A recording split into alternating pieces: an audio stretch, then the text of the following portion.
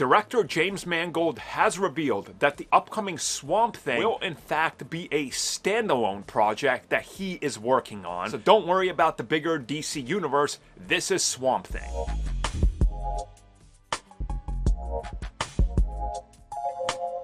Okay, let's get this out of the way. This is the best choice they could possibly make. Now hear me out.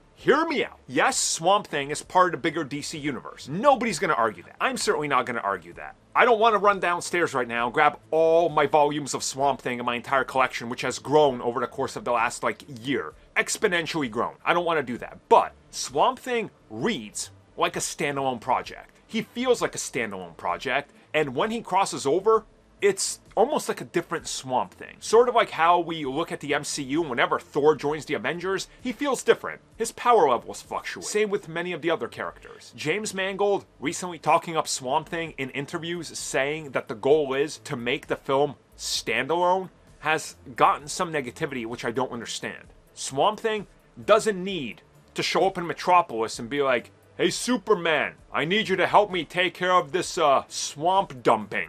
Yeah, they're dumping LexCorp chemicals.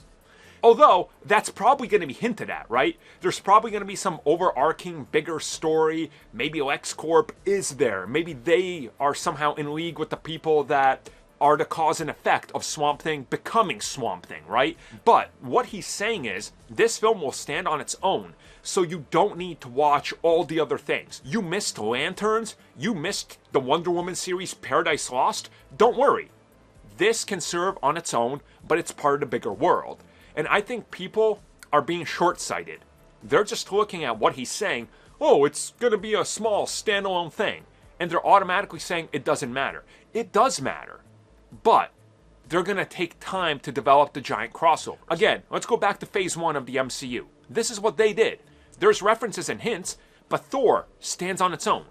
The first Avenger stands on its own. The Incredible Hulk stands on its own, but we got that little Stark tech there, right? And then Stark at the end. You do the same thing. So Swamp Thing can live on its own, be its own thing. At the end of it, here's Swamp Thing, here's Alec, he's out there in the swamp, and suddenly, Constantine shows up. Okay, there we go. Now we got the ball rolling. Now things are moving. So yeah, this is fine. This is acceptable. This is probably the exact thing you want to hear about this approach.